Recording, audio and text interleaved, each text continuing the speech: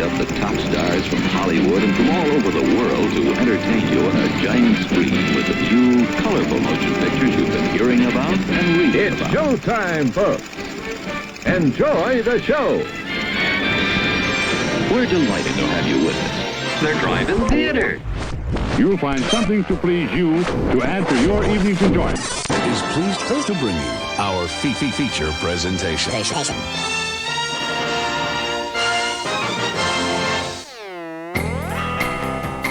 Oh, what's up, guys? Hey.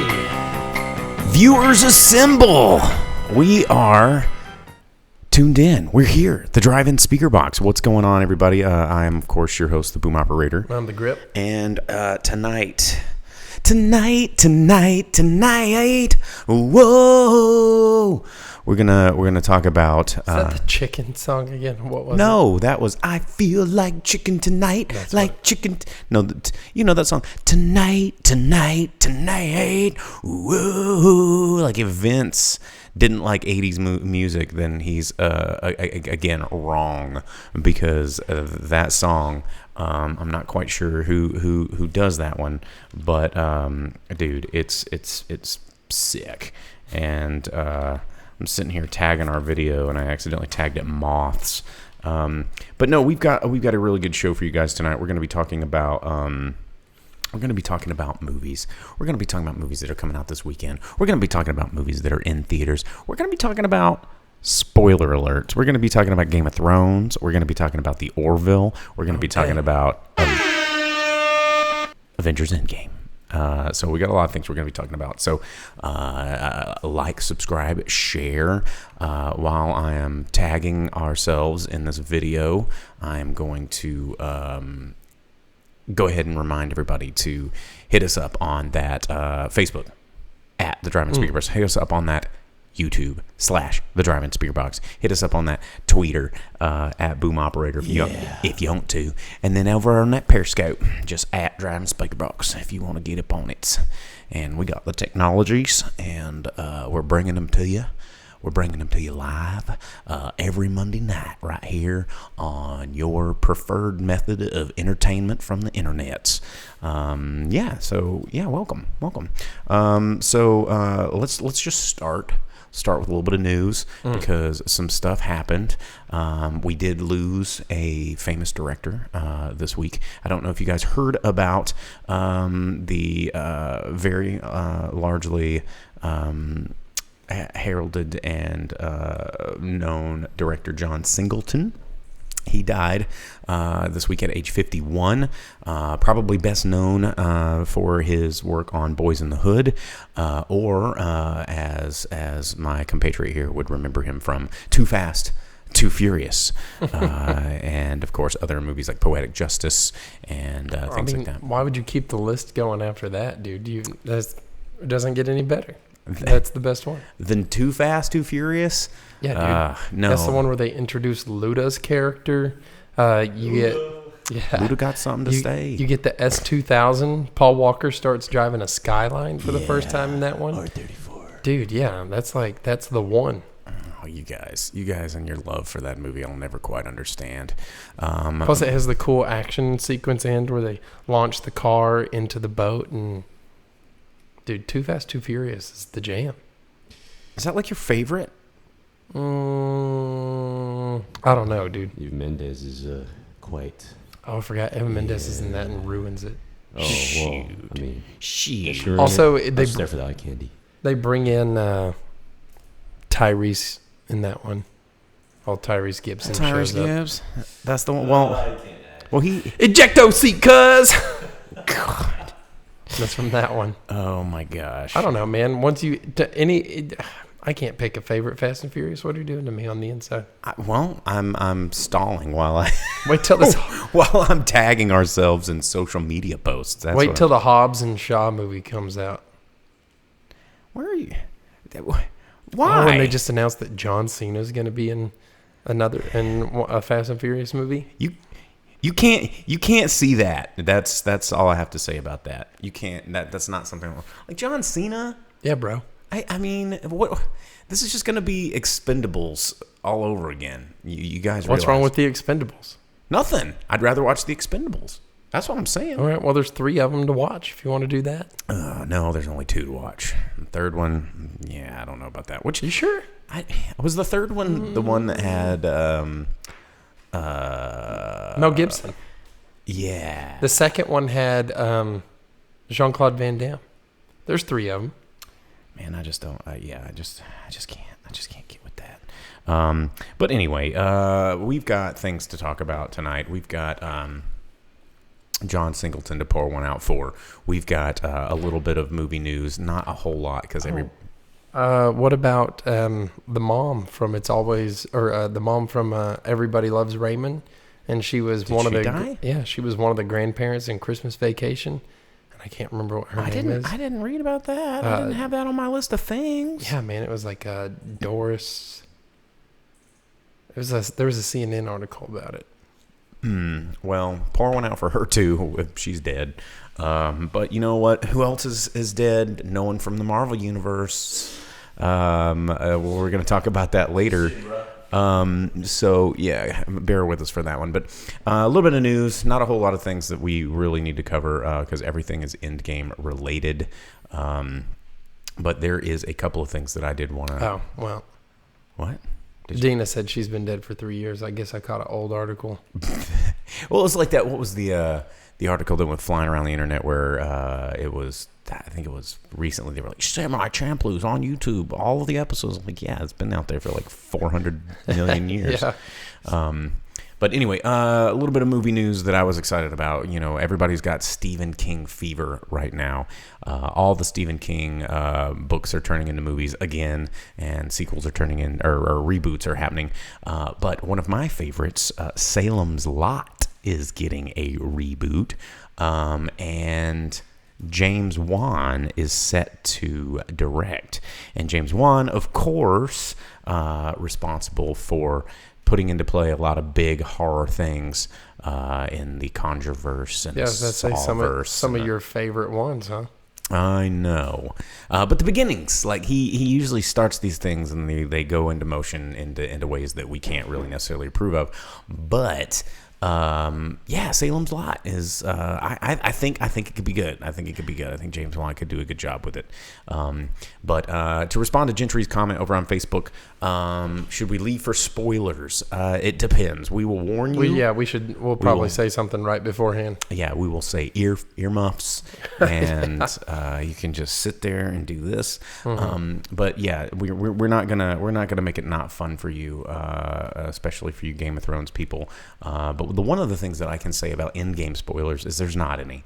If you've actually listened to any of one of my shows in the past, 47 years that they've been doing this Marvel Cinematic whatever, and as soon as Infinity War ended, I basically told you what was going to happen in Endgame because it's the most obvious, logical explanation for anything that could happen after what we just saw, and that's exactly what happened. So we'll talk about that later, but let's talk a little bit about something that I'm excited about that isn't really movie related, but it is movie related, but it's not movie related.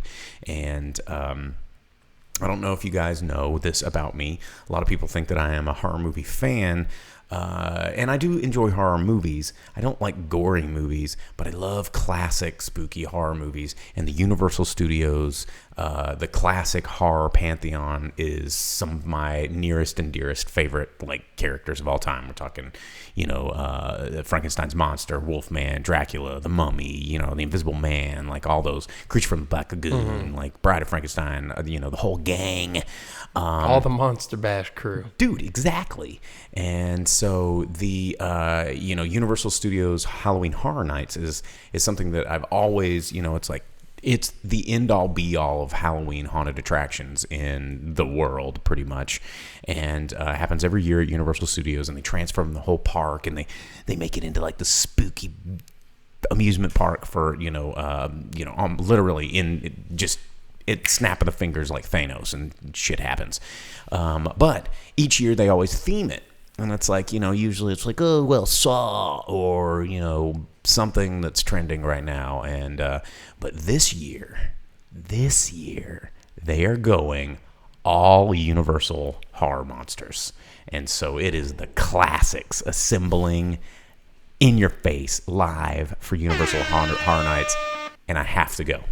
I am going to Universal Studios Halloween Horror Nights this year. But did the movie monsters walk around and you take your picture with them like you would anything else?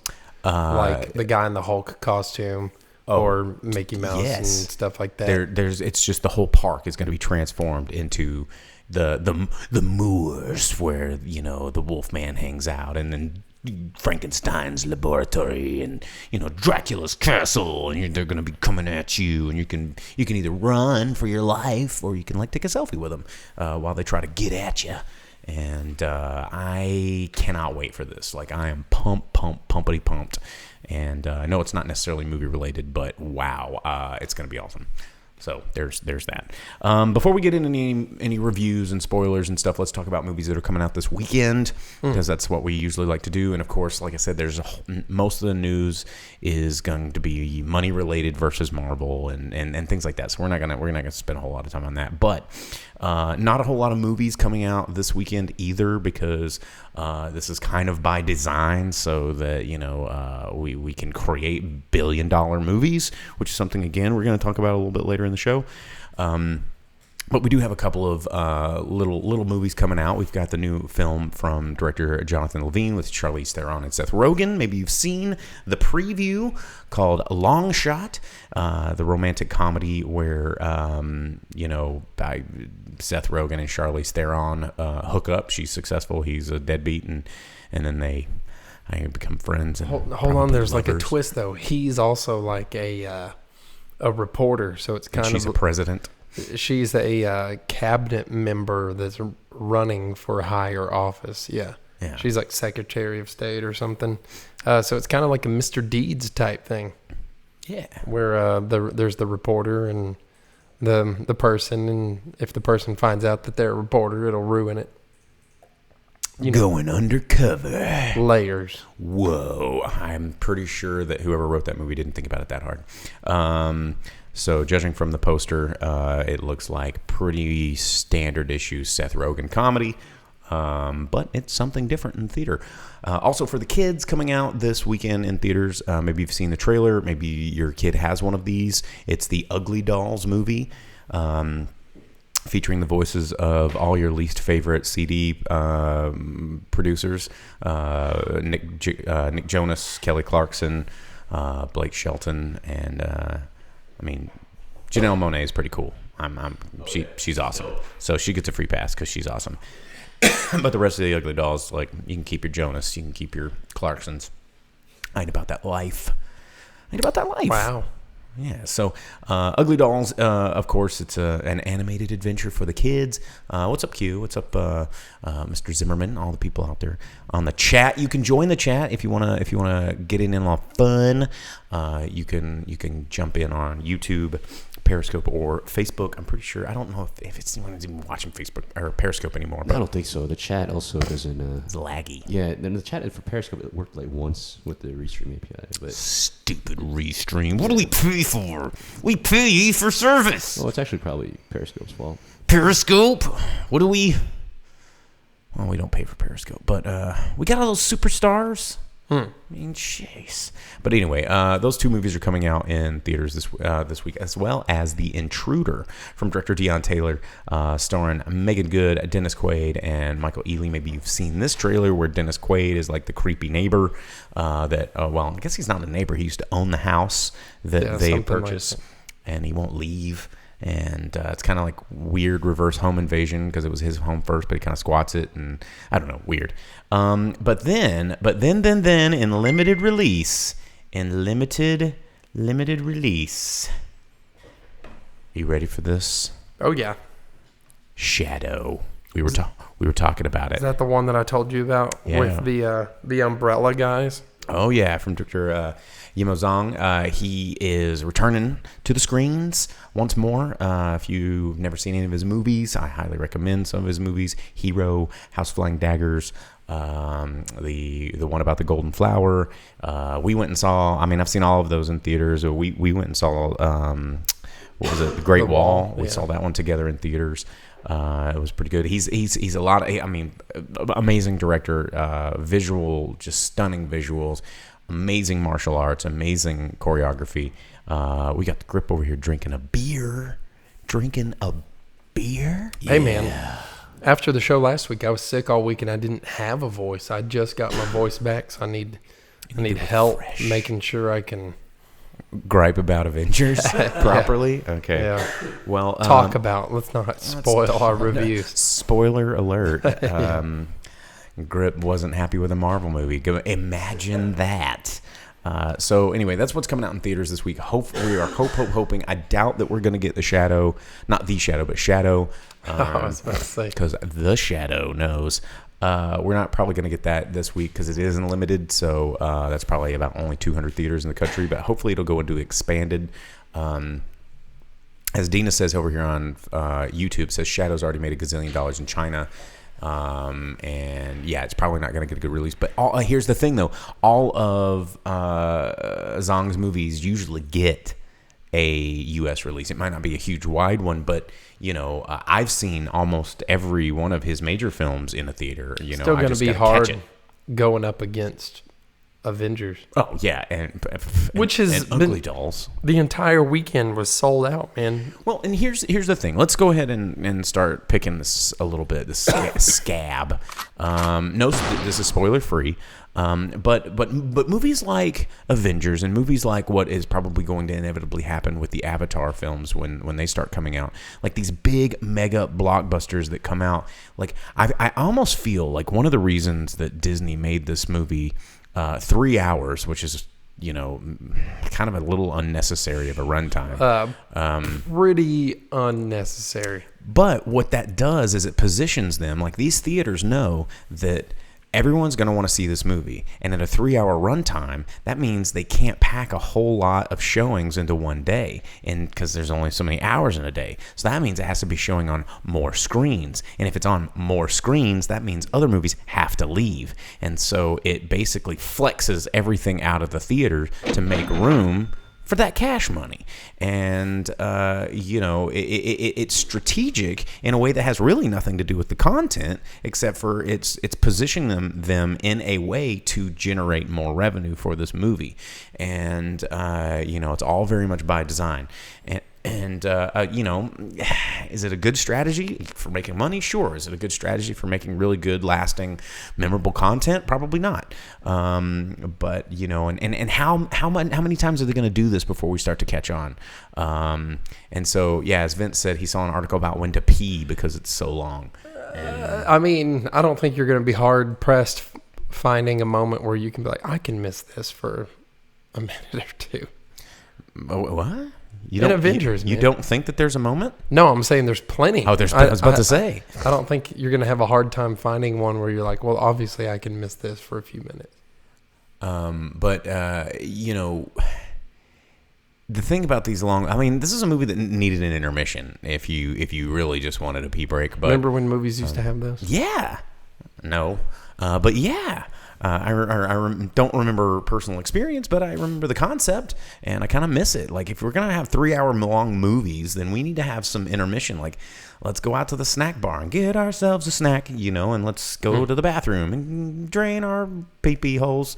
And, I don't think that was a intermission song, but it should have been. Yeah, no, definitely was not. Let's go out to the potty to drain our pee-pee holes. Doot-doot-doot. Let's get that jingle. Can we have a house band that we can get? Yeah, see, where's our band? So Dina says that's why she always goes to the long movies hungover, giant sodas and no pee breaks needed. Yeah, because your body just absorbs. These are these tactics that these theaters employ to soak our money away is just one more step. But the Marvel engine, like before we go into the review of the movie, before we know what we thought about this movie, and this is something as a conversation I was having up here at the Foot Labs before we started, and it's about this engine, this money engine that they've created, and what their goal is with these movies is to take your money. That's what they want. When they get that taste of $1 billion movie, they can't get it out of their mouth. It's like they become golems up there in Hollywood, and they're just like, oh, my precious, precious. And they just gotta have more billions, and that's why we get Jurassic World sequels, and that's why we get 40,000 million billion like Marvel movies, and that's why we get a Disney Plus. And here's where I think it's going. And so, if you want to just earmark this episode of the Drive-In Speakerbox, because I tend to predict the future quite a bit, and my success rate is pretty high on the show. But here's the thing. Now that we have hit Endgame, and of course this is spoiler-free, and now that we have hit Endgame, which is this culmination of all of this accidental success that has been sparked by, Iron Man, and we have learned that these comic book movies are this huge money generator. But what we saw with the failure of the Solo franchise movie, the Spawn movie universe, we're like, oh, well, people aren't they're so saturated with this stuff, but they had created this arc that people needed to finish. They needed this closure, and they were going to go see it because it's like it's the all of it that they're going to throw at you. It's the kitchen sink. And now that we've gotten it, where do we go from here? You can't, without doing some Secret Wars garbage that no one really wants to see on screen. Well, I'll get to it later. But, without doing that, it's like, the next Ant-Man sequel is not going to make $2 billion. They can't assemble a new set of Avengers that's going to make $2.5 billion, which it's set to make. It's set to beat Avatar and Titanic probably in the next 2 weeks, because it's already number 3 biggest grossing worldwide. It's over $2 billion already in its opening weekend. And so where do we go from here? Well, and I got to thinking about it. And Disney streaming service. Yes, because think about this. You go, how do we sell you a $9? How do we sell the entire world a $10 ticket to one movie? We're not going to be able to do this every month. But what if we sell you a $9.99 ticket every month forever? And that's the game, guys. Yeah. It's like we're not going to get another big one of these crazy, $250 million crazy budget, because we don't even want to see it. Our expectations are so high that it's unmeetable at this point. And so now we're just going to get all this watered down bullshit content that they're going to funnel at us every month for $10. And so we're going to pay them $10 in perpetuity to get this content.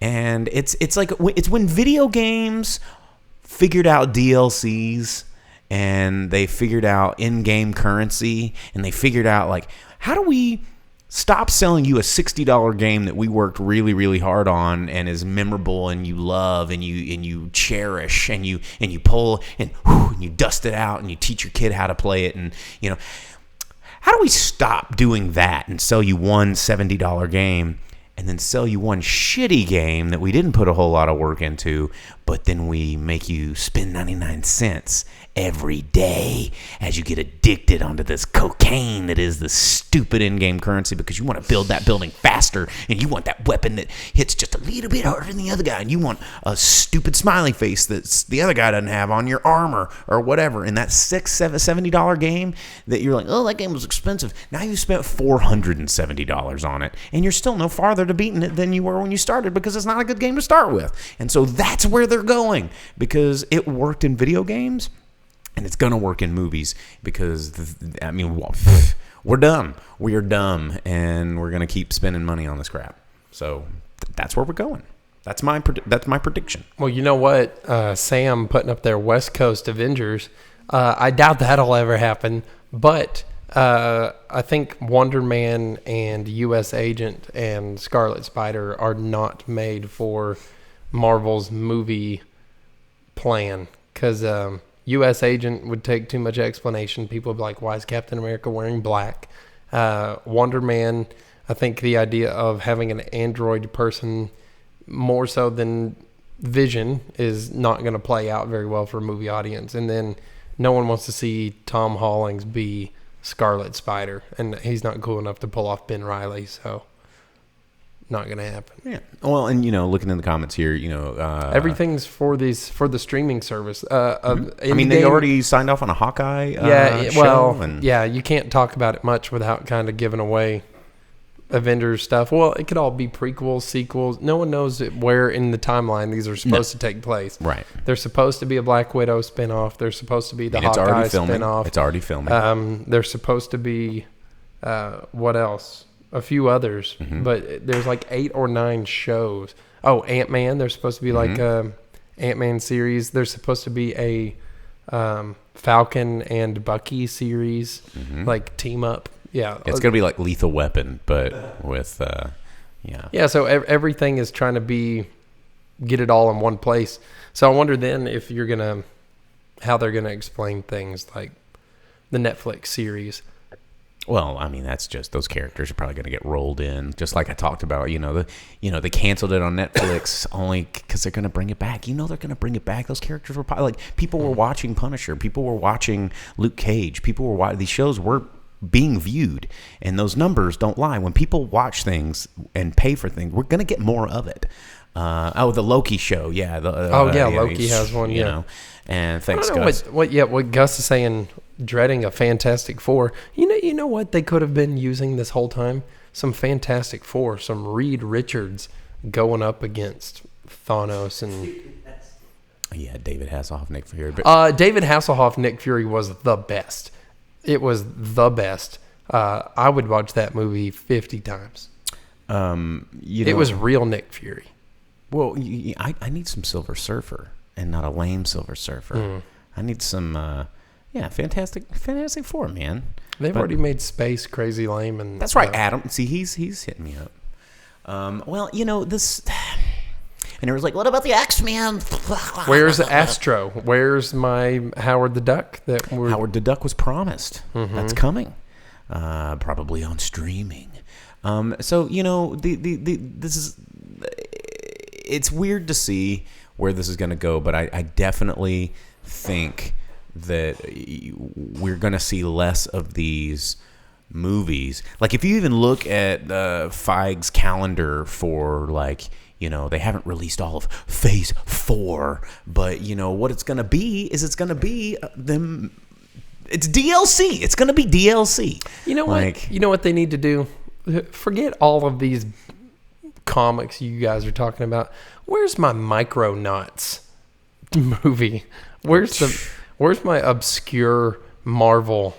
If you say it, it's gonna happen. Oh yeah, dude, Micronauts would be sick. If all you got to do is just start a Twitter that gets more than 5,000 followers and go, you know what? We need this comic book person, and then it's gonna happen.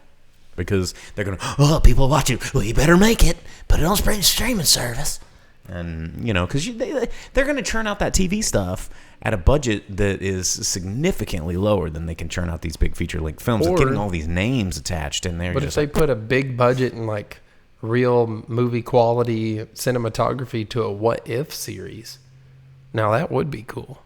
I think Gus is onto something there. That would be cool because it's like, what if this happened? And then you get to see all of your favorite Marvel people do something completely different from one episode. They could be hour-long episodes. That'd be cool. I'd watch that. Let's see. So Sam says, I want a martial art laden Shadow movie, which is coming in theaters. It's we were just talking about that. But in game,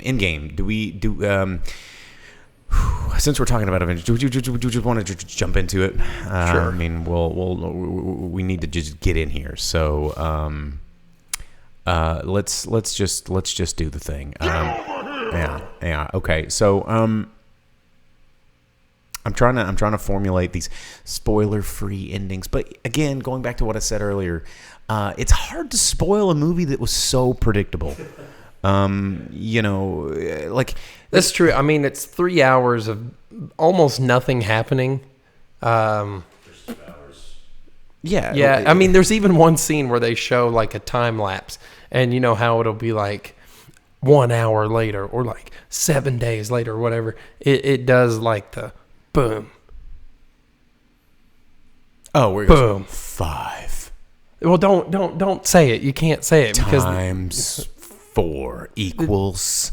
Yeah, I mean the point is one word shows. There's 3 words, and it takes 5 minutes. Yeah, at least 30 seconds, which is an eternity in a movie. Oh man, it was forever, and that's kind of how that whole movie was. There were so many scenes that didn't need to be there, or people talking that was just pointless. Like, I didn't need to see Hulk give Ant-Man a taco. I didn't need to see that. Yeah, or Like, they go over the rules of... too many times. They go over the rules that establish what they're doing and the universe they live in and how everything works, just to break all of those in the next scene and just completely disregard it.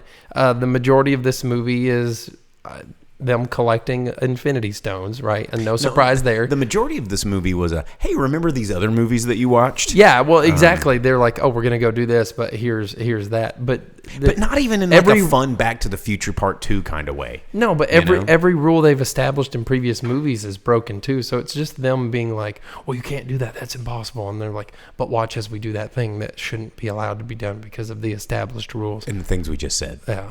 Yeah. You know, the movie to me was the only thing that I mispredicted about this movie was, you know, I was like, oh, well, duh, the only logical explanation when everybody turns to dust and all you stupid idiots on the internet are worried that they're dead. And I was like, no, they're not dead. There's a time stone. They're going to travel in time. Obviously, it's going to be about time travel. How did you not think about this? The only thing I got wrong is they didn't use a time stone. They use physics, and and you know what? And then they got the time stone and still didn't even use it. You know, but it was all physics. It was all thanks to Ant-Man, which is actually kind of tight because I'm going to say that Ant-Man is still probably the best addition to the universe because of going back to what I was saying about enjoying movies with small stakes. I don't like this, you know, how and it leads me to the end of the movie, why I didn't enjoy the end of the movie at all. I didn't think it had any weight to it because it was like this moment where they tried to put every bit of weight they had in it. And it was because it was too much weight. It didn't have any weight at all. You know, it's like, oh, yeah, the stakes are so freaking high. And we knew it was going to be, you know, it was Goku saying 9,000. And yeah, that was the thing about this movie, though, is it's like 3 hours of them trying to hammer home, like, oh, this is the biggest deal of all time. You're like, but it's not, because it's going to end one way. Well, and as you're, you know, constantly reminded by, you know, may I see the manager haircut Captain Marvel flying in and like going, well, there's thousands of planets, you guys, and I could give less craps about this one. Oh, yeah. Well, and the jokes, like, what are you going to do? Go get another haircut because you're different from when we saw you 5 seconds ago. Yeah. It's like, excuse me, my steak was overcooked. Oh, no, she didn't. Yeah. But to go to Vince's comment, yes, we're going to be talking about the Orville. Don't worry about it. We better be because, yeah. And, you know, I honestly, going to Sam's comment here, he says, I wish Terrence Howard and Ed Norton would have reappeared and disappeared in a blink of an eye. I wish that they had done some, like, both iterations of the Hulk, like, alternate storylines. Because guess what? As established in this movie, alternate universe and timelines, because you can't totally murk up the timeline like some of the characters did in this movie and not create alternate universes. Because guess what? Loki series. Guess what? Everything that happened at the end of the movie. Guess what? Like, you have to have alternate universes. Guess what? The Sorcerer Supreme explaining the fact that there are alternate universes. Like, you know, it was set out for us here. And we'll get, you know, I don't want to spoil anything, but there was another character that did a thing that was just like, okay, well, if you did this thing and time travel physics were actually real and didn't create other alternate timelines as explained by kind of Professor Hulk, then you would have vaporized the moment that you did the thing. But since you didn't disappear like a photograph in Back to the Future with a it doesn't use the same rules. No, it doesn't use any rules. The point of there's it no is rules. There's no rules. It's 3 hours of them trying to establish rules, breaking all those rules, throwing it out the window, trying to say that there's high stakes. There's obviously not very high stakes. It's all resolved very easily, and then it's like a 35-minute reel of fan service. Oh yeah. And then some of that fan service is taken too far. Like when they put the A-Force on screen, kind of their own take on the A-Force. You have to understand comics to get that, or Google it. And either way, if you know what the A-Force is, then you should know comics well enough that this isn't ruining anything for you. And if you're going to Google it, you're bringing it on yourself. Just a bunch of a-holes. You're going to bring it on yourself. Yeah, but it was too much at that on screen at one time, and it made no sense. Like, each of them were like, let's step away from the important thing that I'm doing of staying alive and keeping these other people so that we can have an on-screen appearance together because empowerment, fan service. Well, yeah, that if we're talking about the same scene. It is. It's the one. I wanted to. Where do you, it's just like a big oof. It was so heavy-handed that it was insulting. It was insulting. It started out fine, and you're like, okay, cool. And they're like, but what if we sprinkled some more on there? And what if some more? And what if oops, all berries? Yeah. Oops, all berries. It became Captain Crunch, oops, all berries. Yeah. And they should have said oops because it felt silly. Like, what you're... It was extremely silly, and that's what I'm saying. It was like, okay, all right, I see what you're doing. Okay, all right, stop. No, okay, I'm drowning. Marvel, I can't breathe. Yeah. Marvel, please. Oof, can I see the manager? So it was like, guys, and again, I don't want to spoil these things, but dude. I mean, you know what I'm talking about. I know exactly what you're talking about because you could have heard my eyes roll so hard when it happened. Well, it was like pop, like that's oh my gosh. And see, Dina, she knows what we're talking about. Exactly. No, yeah. And it's like we understand. Just stop. Just quit. And also at like some of the end scenes. Yeah, it's Vince. He hadn't even seen it, and he's guessing it, and he's guessing pretty correct. Yeah. So some of the end scenes, the way that they did the time lapse in the movie, they can't. It makes absolutely no sense. And it's like, dude, you got some splaining to do, and it's not going to work out. No, it's not. And, and another thing that somebody was saying, they were like, oh, you'll never guess who is not making it into the next movies. And I go, Thanos. Well, yeah, A, Thanos, but B and C, the two guys who have publicly, and we've all been following online, that like have ended their Disney contracts. There's more than one. So, but don't go too far. But I'm just saying, put two and two together. The people that have gone, you know what? This is going to be my last movie because my contract is over. Well, guess who you're probably not going to see in another movie, and they got to figure out how to write that out. So. Is that a spoiler? Yeah, it is, man. No, it's not a spoiler. There's 5 or 6. The rules of this universe that we have established dictate that this is obvious. 5 or 6 to choose from. Anyhow, you do not have to rush out and watch this, even if you're like a big Marvel fan. If you put hashtag it's all connected on every one of your Facebook posts like an idiot, you don't need to rush out and see this. You already know what's going to happen. You're not missing anything. No, and I want to agree again right here with Dina. She said, honestly, they missed a huge opportunity for emotion with Thor, and he turned into it's Thor Ragnarok. That's all it is just fat jokes and slob jokes, except for that moment where he goes in time. That could have been way better. They missed huge opportunities for emotion at all instances, except for one. There was one thing that you get to see on screen, and even I was like, oh, sick, Mm-hmm. And usually in these movies, I'm like, well, that's dumb. Well, that's not how that character works. Well, that never happened before, and it's just like. So you actually liked the part? There was a part that I liked, and I can't. Was it when he say it? Was it when he was on his mission? Because that's the part I liked. What? No, dude. I'll tell you after the show. But there was one part where I don't like not being able to talk about spoilers. Yeah, it's like Let's review a movie without talking. Okay, about here it. you. Okay, you know what? All right. Well, no, I'll just wait. I was gonna do like a countdown and then tell you, but I'll just wait. Earmuffs. Can we just say earmuffs? You can mute your phone while I do this because I can still hear because I have headphones on. And so when this is... Okay, all right. Yeah. I'll keep it as minor as possible in case you just can't pull yourself away. So here's earmuffs. Okay, 3, look at me. 2, 1. When Cap got a weapon. Oh, of course. And you were like, oh, dang. Yeah. That part I was like, sick. All right. earmuffs off. Yeah, there you go. Yeah. So yeah, that was pretty cool. That was pretty cool. That part was cool, but then it did the A-Force, and I was like, yeah, right when you're riding high, slapped you right off the horse. But again, going back to that scene at the end, which is, it's not a spoiler when you know that everything's going to assemble and it's going to be a big monster clash battle, which is a good segue into what we're going to talk about next with Game of Thrones. Is that battle didn't. It just felt like, can we get it over with already? You know what? And it was, part of it was because you've seen it before in the last movie. Yeah. I just watched the Battle of Wakanda all over again. And wasn't it at Wakanda? Wakanda.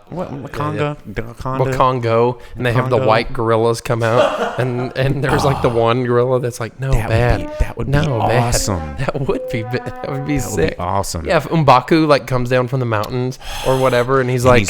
He's got all the great apes from Congo, and then that's what I'm saying. Yeah, dude, and you have awesome. the sign language ape that was like good ape, bad ape.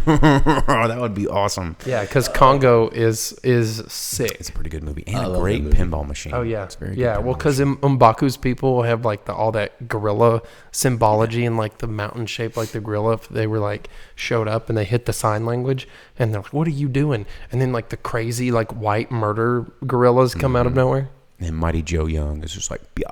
Oh dang, that's a Disney movie. Oh what? Why didn't they do that? Why didn't they bring Mighty Joe Young in? Oh dude, you got some. That's a crossover I want to see right there. Hey man. But anyway, Avengers Endgame, way too long. It is going to open up this door of streaming services that you didn't think you wanted, but it's like we're about to bring piracy on the internet back into a whole new renaissance, and get ready for it. Brush up on your. Somebody's going to have to come up with something that's different than BitTorrent because they've figured out how to track that stuff now, and there's ways. I'm not going to reveal them here. Oh, they've had ways of tracking torrent for a long time. Oh yeah, I know, but we have to find that there's going to be a new pirate thing that we're going to be able to, that it's going to become the thing, because no one's going to pay for all these damn services, and you just wait. I think they're already there. It's just I think more. They got to become more commonplace. Yeah. Well, more of these services are allowing more than one device and more than one location to use it at one time. So a lot of people, like their parents will pay for one thing and their brother will pay for the other, and you'll pay for whatever, and just all share it. Monies. But anyway, so Avengers Endgame, we can't talk too much about it without spoilers, but we in short, I think we both felt that it was way too long. It was pretty heavy-handed, pretty poorly written, but but on a positive note, I think it was pretty much the only movie that they could have made, given the pieces that they had. Like, it built up to this like nostalgic trip through memory lane clip show with a giant battle at the end, just like I said it would be. And oh dude, it was like a filler episode mostly, where they're like all sitting at the table and they're like, hey, remember 2 seasons ago when we had this one episode where this happened? And everyone's like, yeah, how did that go again? How did that go? Yeah. And it's like, it shows like the clip and the audience laughter. And everyone's like, oh yeah, but remember this one time from the season after that when I also did this one thing? Yeah. It is a clip show. It's a filler clip show. It was Avengers clip show.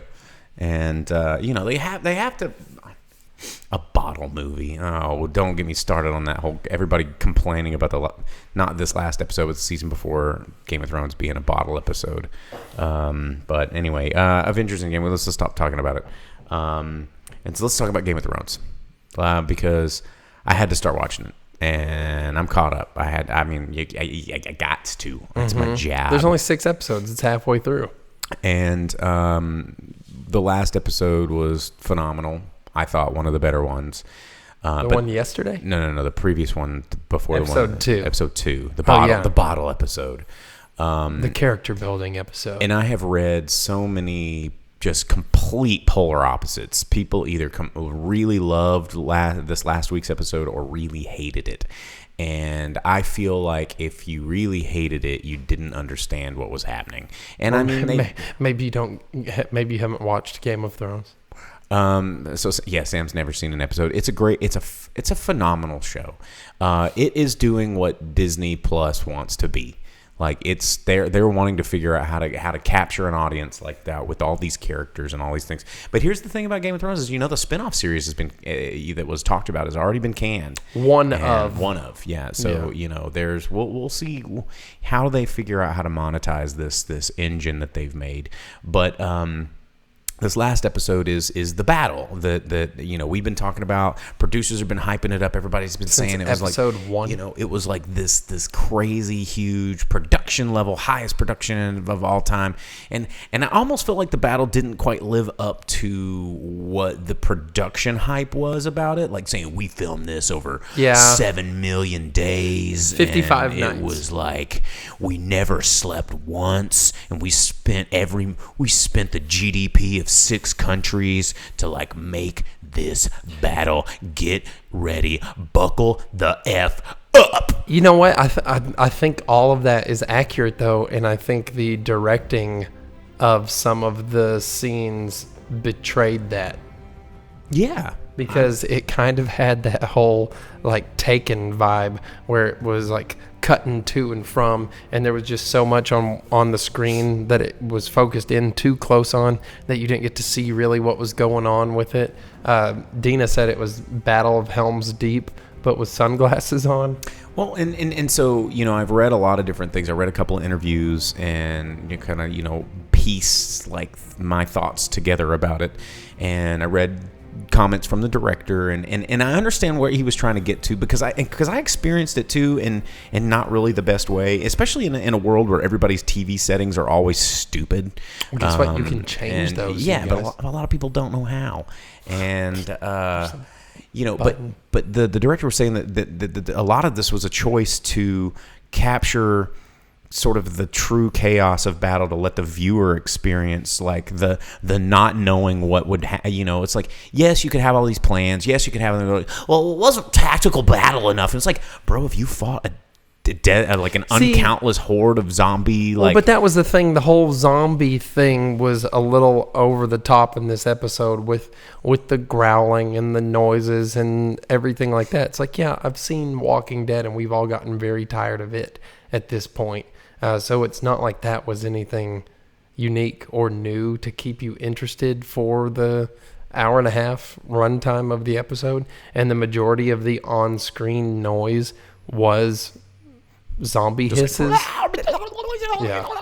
No, not Donnie from Wild Thornberries. But I think that it went a little too far with like the disorienting darkness, because like in other movies that have large battles, like the Battle of Helm's Deep, it's like, well, where did all this light come from? And it's like, well, sometimes I think one of the directors that was quoted in that was like, well, where did the music come from?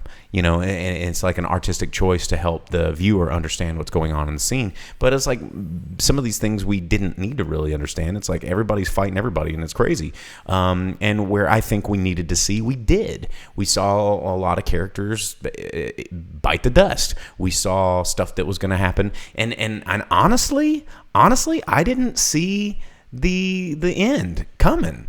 At least not in this episode. I figured it would come, but I didn't think I was going to see it last, like the other night when the moment happened. I was like, oh, and yeah, it was kind of like, oh, okay, what, yeah, and it just kind of left me like, and it was almost, I loved it that way because, unlike something like Avengers Endgame, where you expect this humongous crescendo and that the bad guy's going to get toppled, and you're just like, here it comes.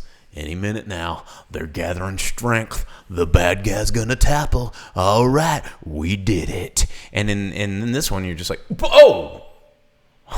And you have to like kind of let your system like process. Because in Game of Thrones, they ain't afraid to murk anyone. Right. And so I thought that was kind of interesting and refreshing, and it leaves me, very, very excited for what Game of Thrones really is about. I think a lot of these people that are complaining about this episode, they forget that this is not a story about all of these humans trying to rally up against a greater evil. This Game of Thrones is about people fighting people and have always fought people. And politics, it's just like a classic zombie story anyway. Like you go back to the most classic of zombie tales on screen. You go back to Night of the Living Dead. Hey, thanks, Sam.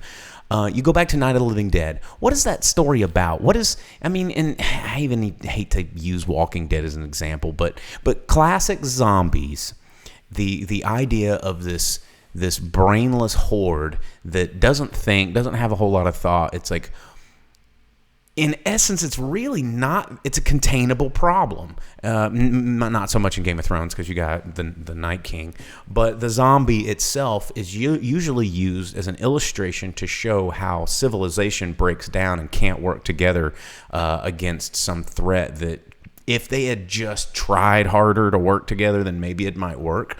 But in here, you see these zombies coming in, and everybody's like, well, who's the king of the north? And I'm not going to bend a knee, and blah, blah, blah, blah, blah. And now that they're all fighting this thing, and then Cersei's like, guess what? I'm going to let them kill each other, because when it's done, I'm going to stand on top. And that's the really cool part. It's these human stories. And, it's like... the magic and all that weird stuff falls to the wayside when all of this crazy weird politics and drama is going on. Now, that's the stuff that I think is really exciting. So I'm pumped for the next 3 episodes because honestly, I'm kind of glad that part is done. Sure, but I don't know. I wanted more from this episode yesterday, and I think it would have been better if they didn't have them making all of your Walking Dead noises like the whole time for 90 minutes. And I think that, like Gus was saying, it was like everyone, they'll just get swarmed, and then you'll see them again, and they're fine, and then you'll get swarmed, and they're still okay. And it tried to play with you too much on that front. Mm-hmm. And you had the classic, like, someone's like, oh, what do I do? Let me turn my back to the most dangerous place that I could ever turn my... Oh, I'm dead.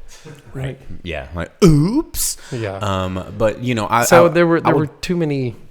Well, and I guess I think it also fell prey to what we were talking about with Endgame is an unnecessarily long runtime. I think that just like Avengers, they could have cut... It didn't need to be 90 minutes. No, but it could have remained the same length and been done a little better because some of the time where nothing was happening, there was tension building, and they did that right, but they kind of cut it off either too soon or focused in on something else that did not maintain that tension or snap it, to make you like feel something at the right moment. I almost wish that, not to cut you off there, but I think that because this is such a bingeable show and a lot of these, I almost think that, I say this a lot about movies, that sometimes they're either too long or not long enough. And I think that this battle, if we go back and we watch the previous episode, which is, the bottle character episode, immediately edited in to that fight scene, I think that the pairing of those two back to back, without this space, without all the internet, without all these jibba jabbas and theories and blah blah blahs, if those two things had been sandwiched together, then it would have been crazy awesome. Yeah, well, and like Gus just said there too, there's the chaos of battle, but then there's also like you don't know what you're looking at, and there's times where it wants you to know what you're looking at, and it made it hard. I think there was a lot of directorial choices in this, or some editorial choices that hurt the episode. Definitely editorial choices.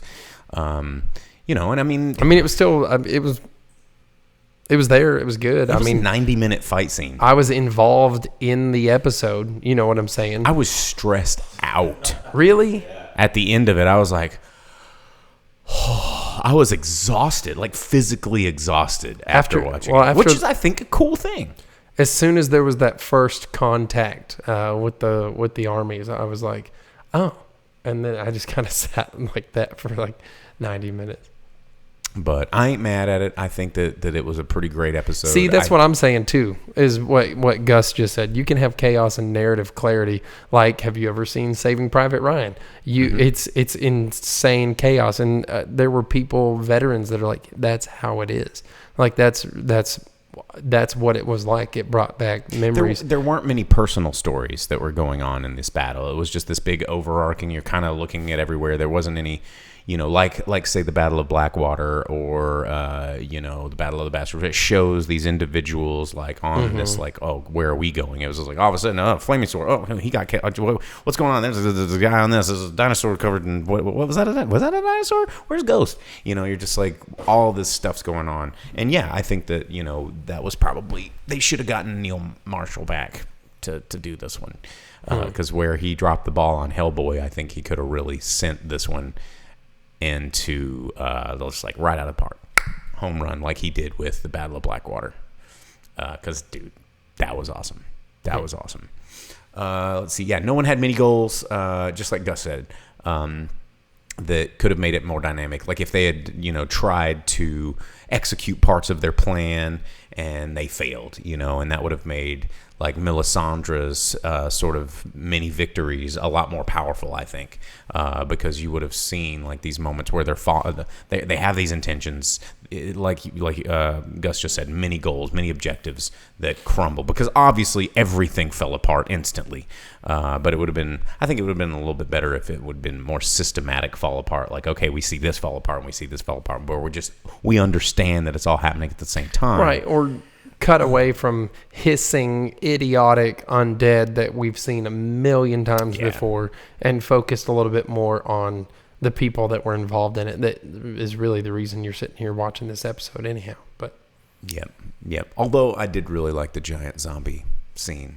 Oh, that was good. That was a good send-off. I'm going to try and keep it spoiler-free, but it was a really good send-off. I thought that a character that really didn't have any business being in the story as long as they were, because I don't think in the book they were a large character really shining. Who knows? We're way past where the books are. So. Exactly. But I don't know. It was this episode, man, and we got what 3 more? 3 more, and then it's done. Gus says on YouTube, also worth noting, didn't hate it. It's just a bummer to see them drop the ball and stuff when they could have. Right. Well, yeah, that's what I'm saying. I was involved in the episode too, and I was like into it just as much as anyone would be, except that after the fact, I was like, well, man, I needed to like lay down after watching. I was like, ooh. And I'll probably watch it again. I think it was one that I definitely want to rewatch this. I want to rewatch the whole show, which is rare for a lot of content. Like I think this is a very rewatchable piece of work, an incredibly well put together body of work. When you start at the start and understand that for most of it up until now was a very, very rigid plan, and I think that the show benefits from that. Well, now to be fair, prior to watching this episode this past week, I did watch all of Tick Season 2. Yeah. And I did finish Season 2 of Orville. The Orville. Let's talk about the Orville. Because this is Which a show... did have a very climactic, dramatic... If you're not watching the Orville and you're into science fiction, you need to be watching the show. And if you're into superheroes and you're not watching The Tick, you need to be watching that show. But the Orville, let's just talk about that season finale. Oh, man. If you like Star Wars, if you like Star Trek, if you like Battlestar Galactica, if you like Babylon 5, if you like sci-fi in general, you want to talk about a good time travel, suck it, Avengers. Yes. The music in this last episode of Orville was like, if you like sci-fi and you like anything good about TV or cinema, these last 2 episodes have been like it. Man. And going back to last week's episode of the Speakerbox, where Vince was like, well, I didn't really like that episode, blah, blah, blah. But it was the springboard. And just like when I text the grip after I watched it, and I was like, dude, alternate universe episode. And there it was. And we got it. And it was good. But you got to have like a proper Han and Chewie, better than the Solo movie. You got to have cool Star Wars like chase scenes, and the music was hitting. And you got to have heisty moments. Yeah, like Cylons, but not as boring and stretched out and I don't know, like hidden as they are, like overt, violent, like crazy androids. It had everything. It was super good. So Vince over on YouTube, he says, here's my take. Like the ending, but they made it seem like everyone in the world cares about the world lays in the balance of their relationship. I do not care if they... No, but that's the whole crux of this time paradox and the split in the universe, though. Well, and I think that's what I got out of it. I didn't think that their relationship was what made everything either good or bad. I think it's going back and tampering with the choices that people make, and the whole thing is showing what if Ed Mercer was not put into the position of being captain. Because if you go back to the first season and you find out how he became captain, and without his command and personality there to rein in, because what makes him an interesting captain is he is a deviation from the rule. Right. He's a very Captain Kirk-esque character. And so without those things in play, not necessarily their relationship, but without him getting that foot in the door, he probably not would have been. Otherwise, the Federation or whatever wouldn't have. They were like, no, you don't fit our mold. But because he didn't fit the mold, it makes him the perfect. It's great. It's just great. Yeah. No, it was very good. Only just started TNG for the first time. Oh wow! I have another friend, and she's almost done with season 1 of TNG, and she just started to get really into it because she's like, "Are you sure this is a good show?" I'm like, "No, I promise. Season 1's tough, but as it builds steam and they kind of grow into their own, just like the Orville's done. Amazingly. And I hope that it gets a green light for season 3. That it's looking positive, but I don't think they've announced it yet.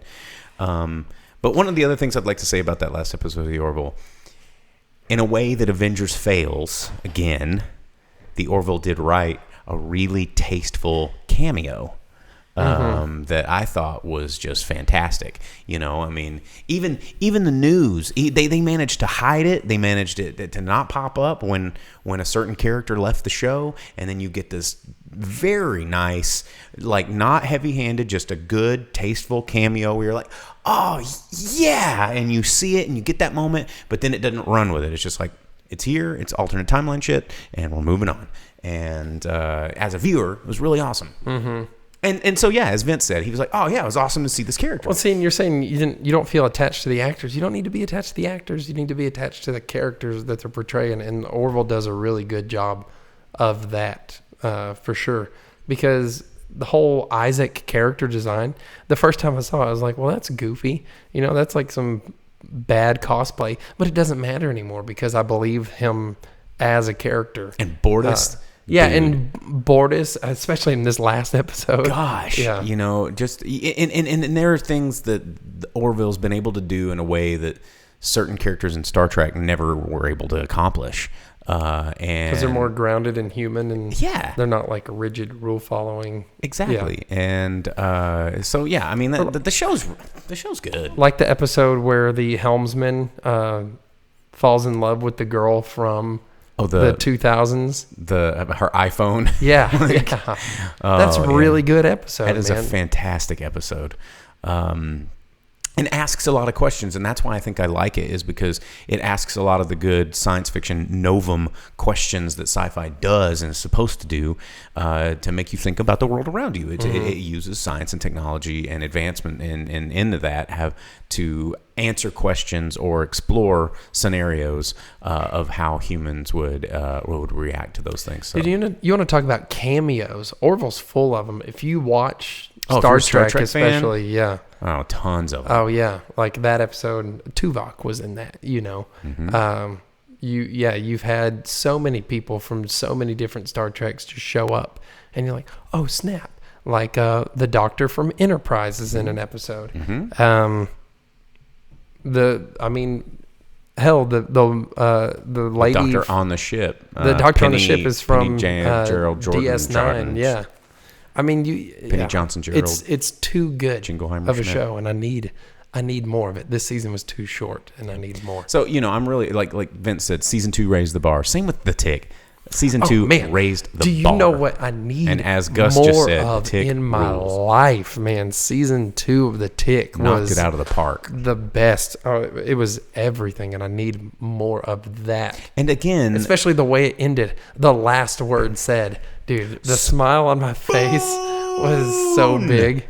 Oh man, and much like what we were just talking about with the Orville and why we like it, the Tick does something that a lot of superhero movies and all this content that we've been spending the last hour talking about don't do, and it's like using these hyper fantastic situations and scenarios to explore very human situations, and the Tick, it handles this with such a fun, carefree, but also serious sort of deftness where, it's like, yeah, we've got a nigh invulnerable big blue idiot with amnesia, but in a boat that has an identity crisis, and all the things just seem completely insane, but they're telling really interesting stories, and they're addressing really interesting things that happen in everyday life, and using this as a way to get other people to talk about it and think about it in a way that they might not have done before.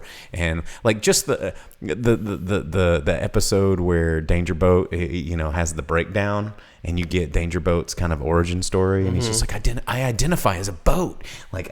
It's such a fun episode, and using something that's very prominent right now, and to talk about some fun ways to explore that idea. But let's see, Vince says, if you guys watched Barry, that episode was monsters. So great. Let's see. The Tick is a situation where a superhero parody does the work in sincerity that's more serious face. Well, that's the same thing with the Orville. There's parts of it that are parody because it's set as somewhat of a sitcom as well, but it's just as dramatic and has just as much, if not more, depth than any other sci-fi or serialized drama that you're going to watch, and it does it so well that the humor integrates into it, and you kind of get a bit of everything.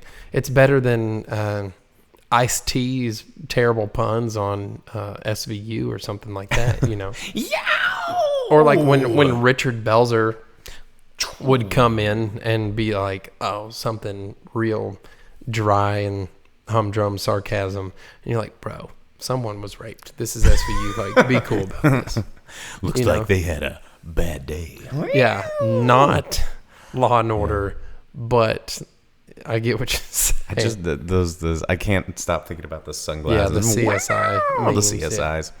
But anyway, so yeah, there you go.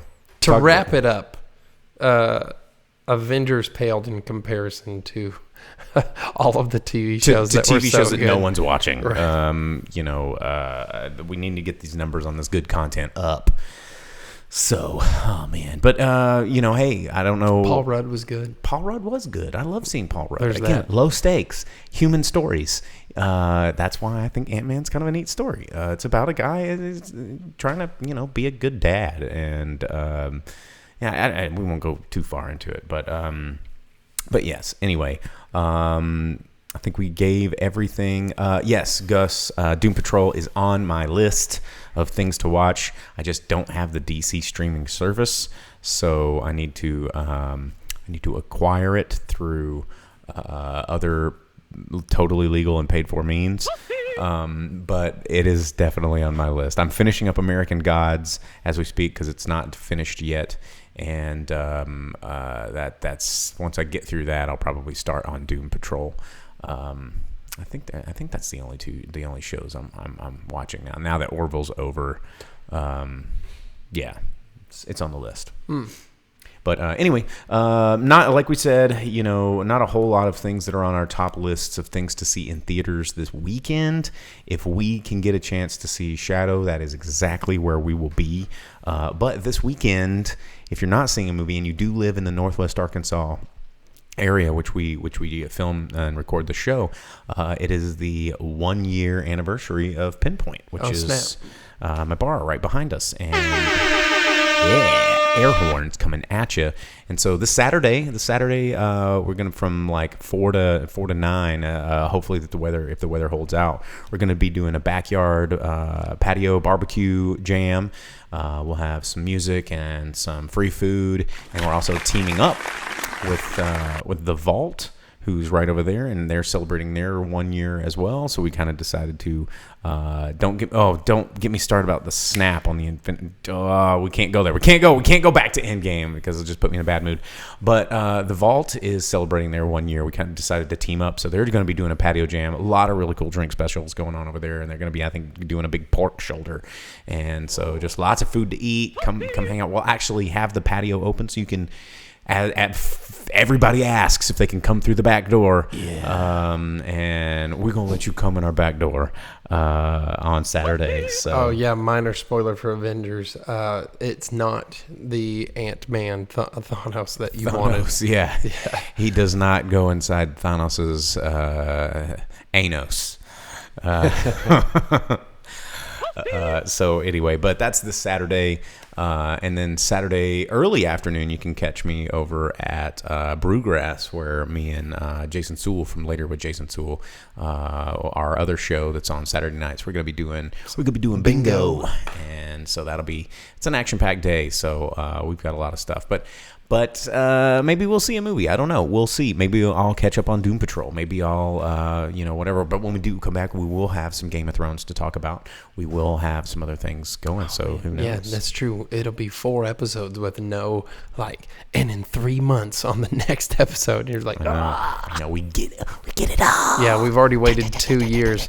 If one of these episodes is in 7 weeks on the next episode, I'm going to throw a fit. I'm going to write my congressman. I already waited 2 years. Don't make me wait more. Yeah. Well, all right, guys. Well, thanks for tuning in. Do us a big and no box office. Oh shoot! Yeah, you're right. I just looked at the time and. Man, well, you guys, you know what's spoiler alert, you know what made literally all the money on the planet. Yeah, Mickey Mouse snapped his fingers and sucked up all your cash. Made $400 million or $1 billion, whatever it was. It was $2.1 billion disappear. Yeah, well, because the domestic gross from Saturday was at $320 million was domestic gross on Saturday. So without Sunday sales, which every single seat in every theater was sold out. I went to the first showing today on Monday at noon. That was a noon show. Opened the door, and the theater was packed. Oh yeah, they had 20 showings of normal. They had 25 of 3D. I could have not sat through 3 hours of 3D. Oh, I know. Brain melt headache. Dude, I bet machine. optometrists are just like, we're gonna get all them checkups now. Stigmatism like crazy. Yeah, the one seat I got was in the back left corner of a theater by myself. Nice. That's all that was open. I was in row E, where I like to be. I always like to sit in row E. That's my jam. Not all the way at the back, but not in the middle, not all the way in the front. It's 2 rows from the back. That's kind of where I like to. Where you get the actual with the back speakers. You get the back speaker. Mm-hmm. That's important to me. Sometimes sitting in the very back, you don't get that, and you have to see everyone's cell phones and hate all of them. Yes, especially in those stadium seating theaters. But anyway, let's do the box office roundup. Top 10 movies in America right now. We're going to start with number 10, go our way to number 1. Move through these pretty quick. Number 10, Penguins from Discovery Nature, Disney Nature, not Discovery Nature, Disney Nature from Buena Vista, bringing in $1.4 million in its second weekend release, doing pretty poorly at only $5.8 million in its so far domestic release. Number 9, Us from Universal, bringing in another $1.1 million in its sixth weekend release. $20 million budget brought in $172. securing that Jordan Peele empire. Number 8, Pet Sematary from Paramount, bringing in $1.3 million in its 4th weekend release. $21 million budget, has succeeded again in the Stephen Kingiverse with another $52.6 million at the box office. Number 7, Little from Universal, still hanging out there with $3.4 million this week in its 3rd weekend release. $20 million budget, brought in $35 million at the box office. Number 6, Dumbo, still hanging in there, oddly enough, from Buena Vista, bringing another $3.4 million in its 5th weekend release. $170 million budget, brought it in only $107 million at the box office, so it's kind of falling behind. Number 5, Shazam from Warner Brothers. I almost forgot that movie even happened, which is kind of weird. But it's only been out for 4 weeks, so it brought in another $5.5 million this week up against its $100 million budget, bringing it up to $130 domestically. Number 4, Breakthrough from Fox. Breaking through, oddly enough, making a lot more money than it should, bring in $6.8 million in its 2nd weekend release. So far, $26.6 million at the box office. Number 3, The Curse of La Llorona. La Llorona. La Llorona. Yeah, you bring us up. Give us the top 3. Oh man, La Llorona. It made $8 million this week. So out of 2 weeks, that brings it in at 41.8 cash. Oh man, Money. And it only had a budget of 9. So cash. That movie came out of nowhere and just killed it. Ching ching, horror movie money jams. And then your top 2, Captain Marvel, making another $8 million in its 8th week. Putting its domestic gross at 413. And that was all because people were going, hey, I want to watch this before I watch That's Avengers. true. That's exactly what it, because it jumped up. It jumped up, and it totally crazy, because it was number 4 last week, and then it went up to number 2, which movies don't normally do that. No. And then number 1, hot on the heels of that 8-week total, is Avengers, making $357 million domestic gross, in its opening. which is its same total, because this is the first weekend it was out, and it's almost breaking all the records. It's almost reached Captain Marvel's 8-week gross. So yeah, in a weekend, like that's 1 weekend. Oh, geez. I mean, if you add just the domestics of Captain Marvel and Avengers, you're at $1 billion right there. $1 billion. Yeah, you're at almost $800 million. Yeah, billions and billions and billions, and just the machine is getting stronger and more powerful every day. Twisted and evil. What if Disney pays for a lot of the politics just to make you be like, I need escape? Yeah. And then you go to the movie theater. Yeah, they create all the chaos in the world so that they push you into the theater to consume their content, so you can escape the reality of which they have already created. That's right. So there it is. Avengers, just more machine than man. Twisted and evil. All right, so yeah, that's your top 10. That's what made the money, as if it wasn't a surprise. And that is our show. So again, please like, share, subscribe. Once we migrate to the new studio, we're going to be doing like an ad campaign. We're going to try and get those likes up. We're going to get those subscribes and shares up. Tell your friends. Tell your mama. Tell your daddy. Let's do it.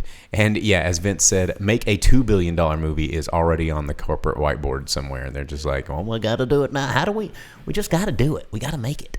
And so anyway, thanks for tuning in. YouTube.com/DrivingSpeakerbox, Facebook.com/DrivingSpeakerbox. All the other ones are down there as well. And shout outs to all the guys tuning in the comments. The replays are available. As soon as we click stop on this, they'll be up there. And podcasts are coming very, very soon. So get ready to smash that Spotify and whatever podcast aggregator that you subscribe to. So anyway, I'm the Boom Operator. I'm the Grip. And we will see you guys next week. Driving Speaker Box, assemble. Right? It's for you, God. It's for you, God. I love you, God. Jesus Christ. Yeah. Where's the screen?